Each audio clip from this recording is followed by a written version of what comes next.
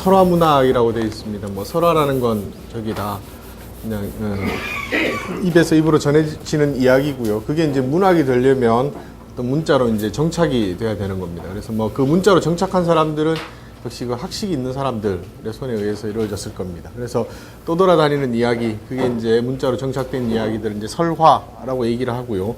그 다음에 이제 밑에 부제로 이제 야담 강독이라고 되어 있는데, 야담이라는 말도 우리 그냥 뭐 많이 쓰는 말인데, 그러니까 정사와 야사가 있다고 한다면, 정사는 국가에서 공식적인 기록을 정사라고 하고요. 그 정사에 들지 못하는 기록들을 다 이제 야사라고 해서, 그 야사의 범위도 이제 굉장히 넓을 수밖에 없고요. 그 다음에 그 야사와 관련된 이야기, 그러니까 정사에 들지 못하는 이야기들, 한간에 떠도는 이야기들을 다 이제 야담이라고 그렇게 얘기를 합니다. 그럼 제일 첫 번째 1번 번호가 붙어 있는데요. 뒤에 보면 그 어우야담이라고 출전이 붙어 있습니다. 우리 그 조선시대 그 중기죠. 선조 때, 인조 때 살았던 그 유몽인이라는 분이 지은 그런 야담집입니다. 우리나라 야담의 어떤 그 뭐 야담이 기록되어 있는 얘기들은 많이 있었습니다만은 그래도 최초로 야담이라는 이름을 달고 그 다음에 정말 그 야담다운 야담들이 들어가 있는 책으로, 그것만 집성이 되어 있는 그런 책으로 우리나라 야담의 효시라고 알려져 있는 그런 책입니다. 그 유몽인의 오야담에 나오는 얘기를 일단 두 개를 뽑아가지고 한번 읽어보도록 하겠습니다. 제일 처음부터 보겠습니다. 자고 난 화자 부인, 남자 강장자, 기인 능 불부 의인이리요 했습니다. 자고, 뭐 많이 쓰는 말입니다. 옛날부터라는 말이죠. 그러니까 우리도 지금 옛날부터라고 하지만 이때 조선시대에 사셨던 분들도 옛날부터라는 말을 다 쓰셨죠. 옛날부터 난화자 부인이라 했습니다. 난화하면 난자는 어렵다라는 뜻이고요. 화자는 가르칠 교자를 써가지고 교화라는 말입니다. 가르쳐가지고 변화시키는 걸 우리가 교화한다, 교화시킨다라고 하는데 이 화자는 그런 의미입니다. 그러면 난화자 하면 가르쳐서 교화시키기 어려운 사람입니다. 옛날부터 가르쳐서 교화시키기 어려운 사람은 부인이었다라는 말입니다. 부인은 이제 여기서는 아내를 뜻하는 그런 말입니다.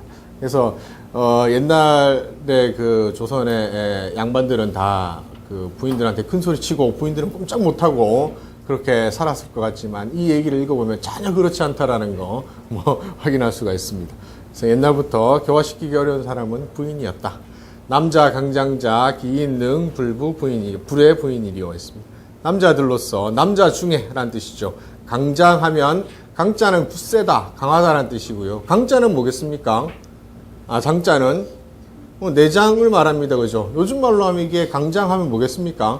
강심장 정도의 의미로 그렇게 볼 수 있겠습니다.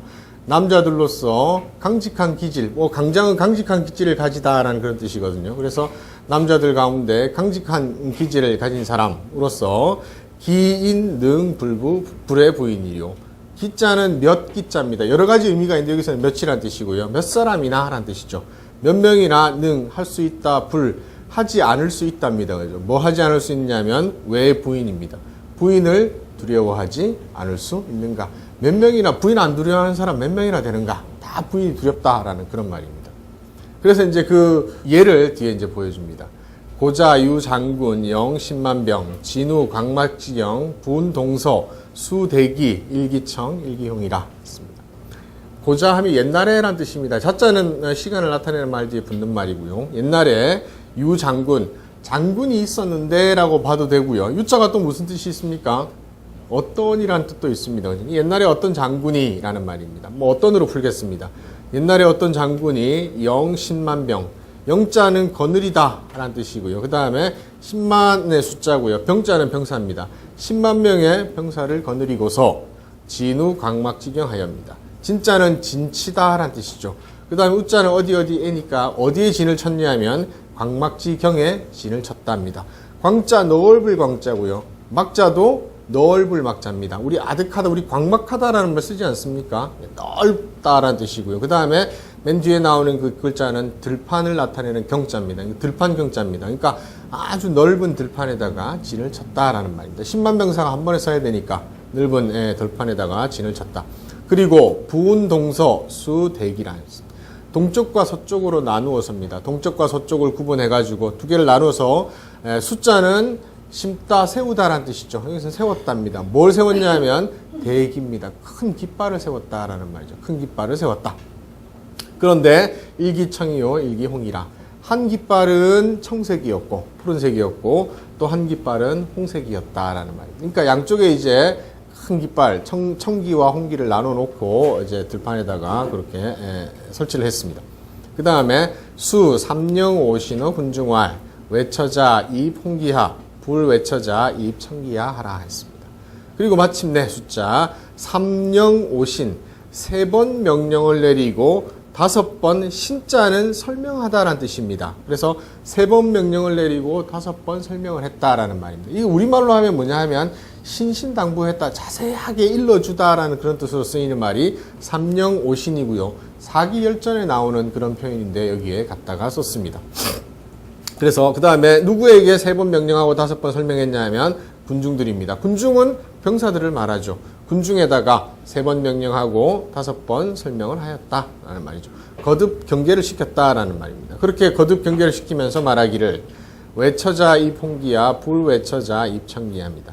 아내를 두려워하는 사람입니다. 집에서 아내한테 꼼짝 못하고 두려워하는 사람은 입 청기야 청색 깃발 아래에 서고, 그 다음에 불 외처자 아내를 두려워하지 않는 사람은 입 청기야 앞에가 홍기였네요. 청색 깃발 아래 서라 라고 그렇게 얘기를 했습니다. 그러자 10만지 중 개취 홍기하이 립 10만의 병사들이 10만의 군사들이 개 모두 취자는 뭐겠습니까?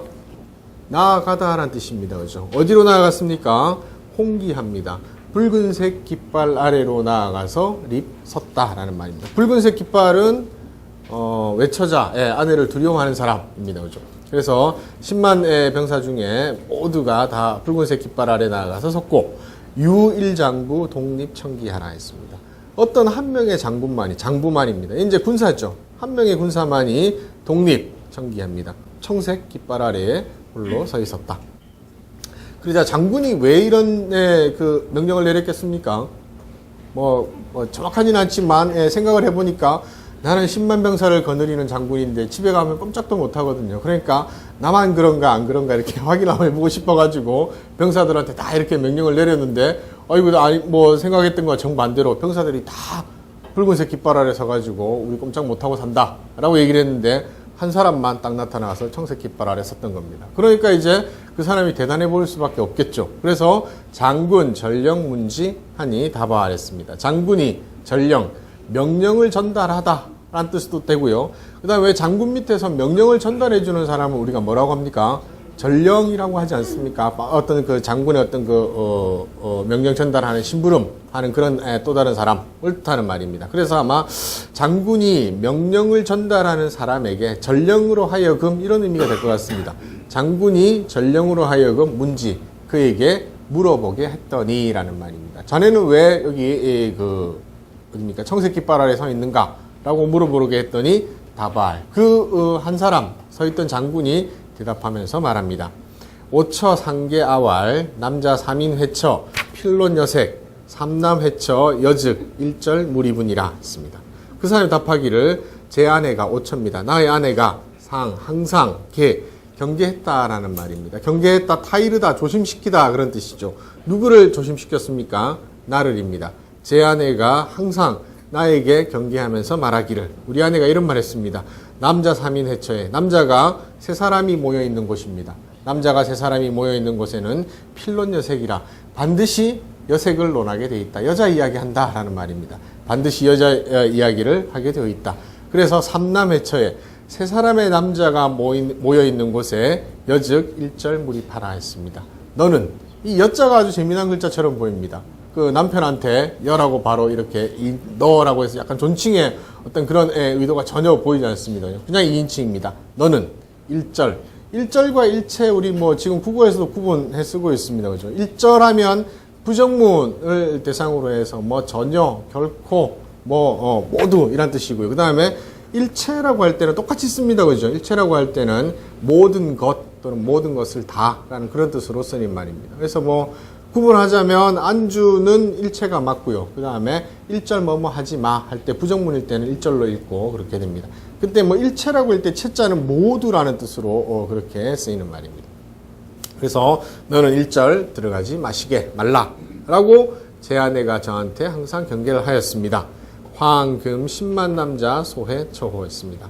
황호 형태 우리 많이 봐왔던 형태입니다. 그래서 하물며 뭐뭐에 있어서랴 라는 뜻이죠. 지금 10만의 남자들입니다. 10만 명의 남자들이 소해처 모여있는 곳이죠. 모여있는 바의 곳입니다. 10만의 남자들이 모여있는 곳이겠습니까? 세 사람도 못 가게 했는데 제가 어떻게 10만 명이 모여있는 저기에 갈 수 있겠습니까? 라고 그렇게 이 황호 형태는 앞에 문장을 생략하면서 반어적으로 강조한 형태를 나타내는 말입니다. 시 불가미명이라 독립청기하노이다. 시로. 이 때문에 그래서 불가미명, 감히 위명, 위자는 어기다라는 뜻입니다. 감히 그 명령, 이 명이라는 거는 아내의 명령입니다. 감히 그 명령을 어기지 못해가지고 독립청기하노이다. 홀로 이 청색 깃발 아래 서 있는 것입니다. 라고 그렇게 대답을 했습니다. 그래서 이거 읽을 때 처음에 제가 봤을 때 굉장히 그 충격이었습니다. 아, 옛날 분들이 왜 이랬을까? 라고 하는 그런 충격을 조금 받은 그런 내용이었는데요. 하여튼, 어떤 약간의 그 농도 조금 들어가 있는 내용 같기도 하고요. 그래서 뭐 아내들한테 이렇게 꼼짝 못하고 사는 거는 예나 지금이나 크게 다르지 않는 것 같은 그런 느낌을 좀 받았습니다. 자, 그래서 첫 번째 오야담에 오는 얘기를 하고요.